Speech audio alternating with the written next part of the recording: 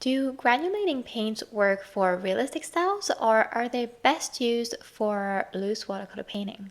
This is what I'm going to talk about in today's video, as I got to try the Schmincke Horadam Super Granulation Tundra set. I made a painting using it, and I got to see for myself how they perform, so stay tuned for this review. Hi, I'm Françoise, and on this channel you will find helpful videos using watercolor, oil pastel, gouache, and more.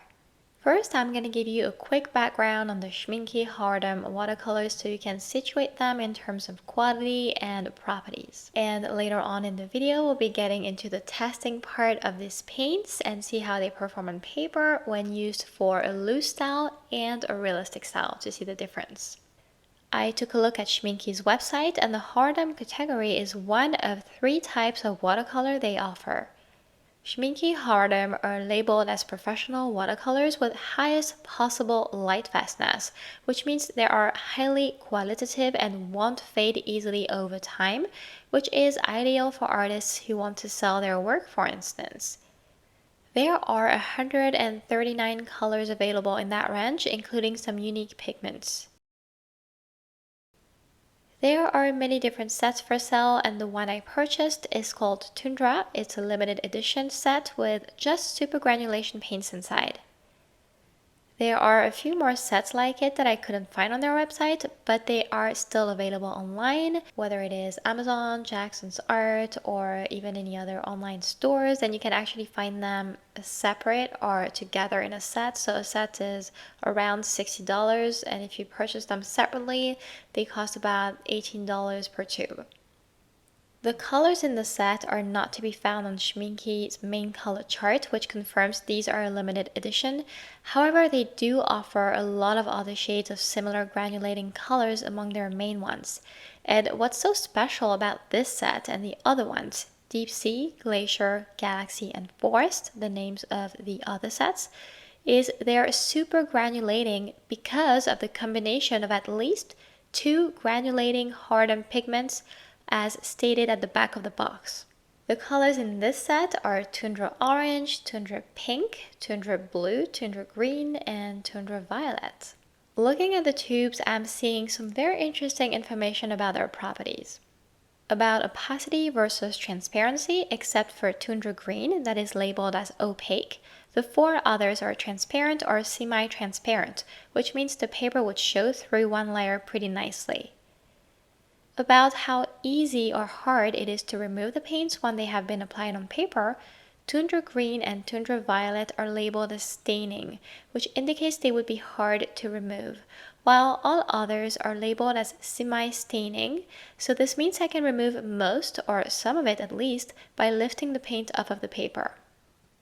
This is important information for artists who like to use the lifting techniques in their works. It's when you use a slightly wet and clean brush to remove some of the paint that has been applied already, whether it is wet or dry. As always with watercolor tubes, be cautious when you open a new tube, as the paint tends to overflow sometimes, and it's the kind of thing that can catch you off guard. This is a full swatch of the 5 colors in this set. I thought it would be nice for autumn painting, and after using it, I think it's also going to be a great set for soft winter scenes. And now let's see how these paints perform when we're painting. It's an autumn scenery with a loose background and much more detailed branch and leaves.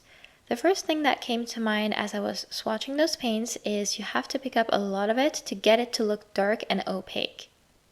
I'm used to using another kind of watercolors, the Art Philosophy brand, and it is easier to pick up pigment and create opaque layers with those. This made me a bit skeptical about how I was going to pull the shadows, especially because there is no very strong color in this set, such as black, and the closest thing to a brownish shade, the Tundra Orange, is light and soft. You can see here the granulation effect as soon as I start laying the Tundra Orange and Tundra Blue on paper. I found while painting that it was very obvious and looks very nice for such a loose background. If you look closely, you can also see some of the yellowish pigments making the Tundra Orange shade coming through. It's really beautiful. I'd seen this happen before when I first used granulating colors a few years ago with Winsor Newton paints, and I believe it was their ultramarine color. Pigments will break apart from each other with some granulating paints that are made with several different shades, and you end up with that extra color showing. On my background, I wanted to create contrast with parts that look a lot darker. I managed to create this effect by picking up a lot of pigment and layering a few times. Exactly like I had imagined, I had to go overboard with pigment a bit compared to what I'd usually do. I had to use more and insist on layering a few more times than I normally would need to. Keep in mind these colors I'm using are transparent or semi-transparent, so it is not surprising that it would take more pigment to create some opacity. Another thing that really struck me is I didn't find they flowed very easily on paper. I wet my paper in the same way I usually do, and I used the same Arches paper I always do, and I know my paints flow really well in the first stages. With these granulating paints, however, it felt as though they were more chalky. I had to soften some edges manually as they weren't spreading as much as expected.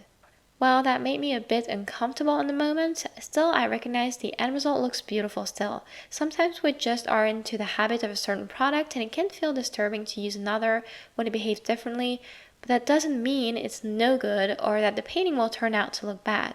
All that to say that I was pretty happy with the background and looks, and I can say these watercolors perform beautifully for loose backgrounds and they do show a nice granulation. Now let's see how they are when used for realism. And by realism, I mean more detailed work. I made sure to dry the paper first entirely. Knowing these watercolors need to be picked up with a heavier hand for opacity, you can see I didn't hesitate and painted the leaves with a pretty thick mix of paint, just so they detach themselves from the background and look good. I noticed I was getting into a habit of picking the paints in this way, and it's not weird or scary anymore to go for a certain effect once you've acknowledged how a product is working compared to another. In other words, I was being more comfortable at this point, although still wondering how to get the darks real dark. At first, I chose to work with just Tundra Orange, use it as thick and pure as possible to create the first shadows. I also used the layering technique to build up shadows with just that one shade. You can see here it does work to do it this way when your choice of colors is limited. I did use, in addition to the Tundra Orange, to add Tundra Violet, mainly because I thought it would give a nice additional flavor to the leaves and help the shadows, which turned out to be true. Now making this video, I'm thinking I could have used Tundra Blue for better shadows, or maybe even Tundra Green, which is the only opaque color from the set. Anyways, I love how this painting turned out. I added white gouache towards the end to reinforce those shadows by creating highlights, and it looks more than decent. Note you can barely see the granulating effect when the paint is so thick, but it does work really well in a painting like this with a loose part here in the background. If you enjoyed this review of the Schmincke Horadam Super Granulation Tundra set, please like, share, and comment this video so others can see it. And you can also subscribe to the channel and turn on notifications so you get notified each time I upload. And thank you for watching. I'll see you next time with a new video.